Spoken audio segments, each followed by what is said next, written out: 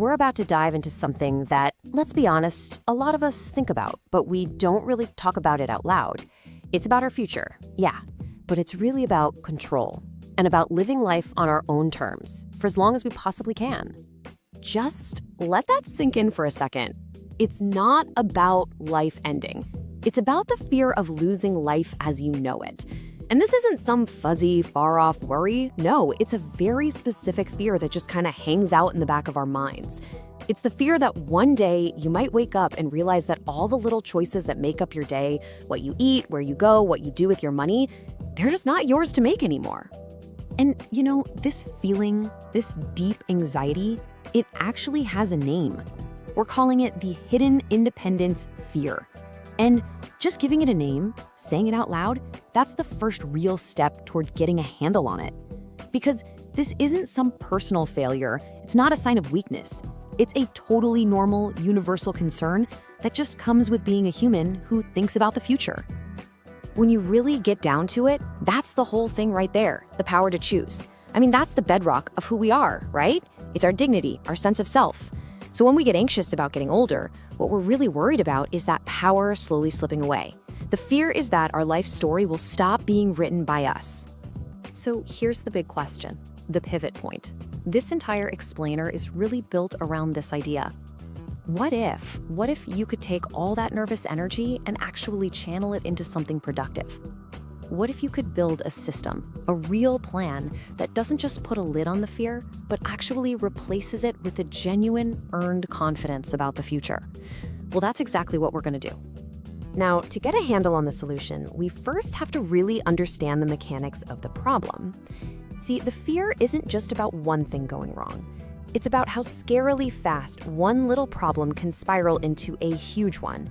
It's a concept called cascading failure, and it's basically the engine driving all this anxiety. Okay, think of it like a line of dominoes. A single event, something like a fall that breaks a hip, or maybe you get tricked by one of those super convincing phone scams, that's the first domino to fall. And it doesn't just impact one thing, like your health or your bank account. No, it kicks off a chain reaction that can topple every other part of your independent life.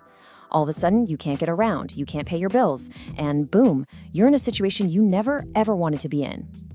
And this is where the real emotional gut punch comes in, because the end result of that cascading failure is often a forced dependency on other people. Maybe it's having to move in with your kids or into a facility you didn't choose. And that can bring this heavy sense of shame, of feeling like a burden, which just makes that original anxiety 100 times worse. It becomes this awful feedback loop of fear and dependence. So let's just flip the script on this right now. Looking at these risks and actually making a plan, that's not being negative. It is not dwelling on bad things. It is the exact opposite. It's a powerful, positive, and honestly, a deeply optimistic thing to do. It's you, right now, making a direct investment in the freedom and the dignity of your future self. It's the ultimate act of self-reliance. Okay, so if cascading failure is the big threat, what's our defense? Well, we need a foundation that's strong enough to hold up against it. And that foundation is built on what we're calling the 3 pillars of autonomy. This right here, this is the central idea that can turn that fear into a feeling of control. And here's the key takeaway, the most important lesson really. Your independence isn't just one thing, it's a system. Think of it like a stool with 3 legs. It's supported by 3 distinct but totally interconnected pillars. If one pillar gets wobbly, the other 2 are put under a ton of strain. And if one fails completely, the whole thing can come crashing down. So the only way to stay stable is to intentionally shore up all 3. All right, pillar number 1, functional independence. This is the one you can see and touch. It's all about your body and your space. Can you get out of a chair without struggling? Can you carry in the groceries? Is your home set up to be safe? No slippery rugs, good lighting on the stairs. It's the nuts and bolts of daily life. Then we've got pillar 2, financial independence. This is all about your resources, your money. Do you have a good handle on your assets? Are your accounts organized and easy to manage? And this is a big one today. Do you have defenses set up against financial fraud? Because without control over your finances, your choices get really narrow, really fast, no matter how healthy you are. And that brings us to pillar 3, which, honestly, this might be the most important one. And it's the one that's most often overlooked. We call it decisional independence. And it's not about your ability to make decisions right now. It's about making sure your choices are legally protected in the future. What if you have a stroke and can't speak for yourself? Who makes those critical health or money decisions for you? This pillar is all about making sure your voice is heard, even if you're the one who can't say the words. And you see how it all fits together, right? You can't just work on one. Being in great physical shape doesn't mean much if your finances are a mess. And having all the money in the world is worthless if somebody else gets to make all your life decisions against your wishes. By strengthening all three pillars together, you're building a structure that can actually stand up to that cascading failure we were talking about. They all support each other. So we've got the what, we understand the pillars. Now let's get to the how. This is where we turn all this knowledge into a real concrete plan of action. And you know what? It's way simpler than you might think. It just starts with a few intentional steps. Here it is, the roadmap. We're gonna walk through these 4 actions. And notice the order here. We kick things off by securing that decisional control, because frankly, it protects everything else. Then we'll move into the functional and financial stuff. And we'll wrap up with a really important shift in mindset. Learning to see asking for help not as a weakness, but as a total power move. Let's just pause on this first step because it is absolutely 100% non-negotiable. Just look at the difference here.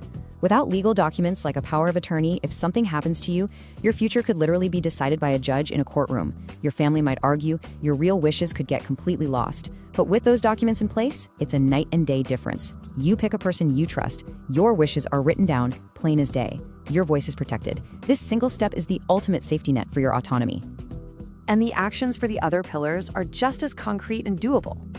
For your functional pillar, do a home safety audit. Seriously, just walk through your house with the specific goal of spotting risks. Loose rugs, dark stairways, fix them. For the financial pillar, block out some time to review your accounts, maybe simplify things, and definitely turn on fraud alerts. And I love that last point, delegating low-stakes tasks. Instead of using up all your energy on something like mowing the lawn, maybe you hire a neighbor's kid. That frees you up to have energy for the things that really matter, like a hobby or your grandkids. It's all about strategic energy use. All right, as we start to bring this all together, I want to focus on the emotional payoff of doing this work. This is all about shifting your entire perspective on what it means to plan for the future. It's about consciously moving from a place of anxiety to a place of real, earned empowerment. I really want you to hear this. Every single step you take, every form you sign, every loose rug you fix, every bank account you secure is a declaration. It's you saying, my life is my own, my choices are my own, and I am going to protect my right to make them. This is not about bracing for the worst, it's about architecting the best. It is the ultimate expression of control over your own story. I absolutely love this idea of a control multiplier. It's such a simple but powerful equation. The little things you do today, they don't just add to your future security, they multiply it. Every small action exponentially increases your odds of a future where your autonomy, your ability to choose, and your dignity, your sense of self-worth, are both fully intact. It is, without a doubt, the best investment you can possibly make. So, where to begin? Knowing all this is great, but it's the action that really changes things. So I want to leave you with a very simple, very gentle challenge to take your first step on this path, maybe even today. That's it.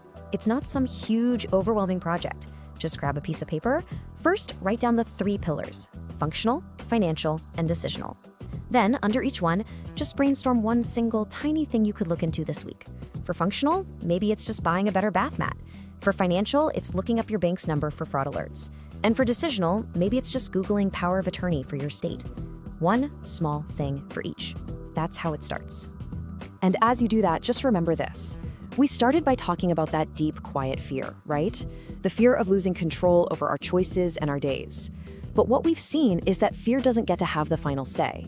The real insight here is understanding that our independence rests on those 3 interconnected pillars: the functional, the financial, and the absolutely critical decisional. By recognizing that and by taking small, steady steps to reinforce each one, you're doing something truly profound. You're actively choosing a future defined by your choices, not by chance. You're ensuring the years ahead are shaped by self-determination and dignity. And that, well, that's the very definition of true independence. Your future self is already so grateful.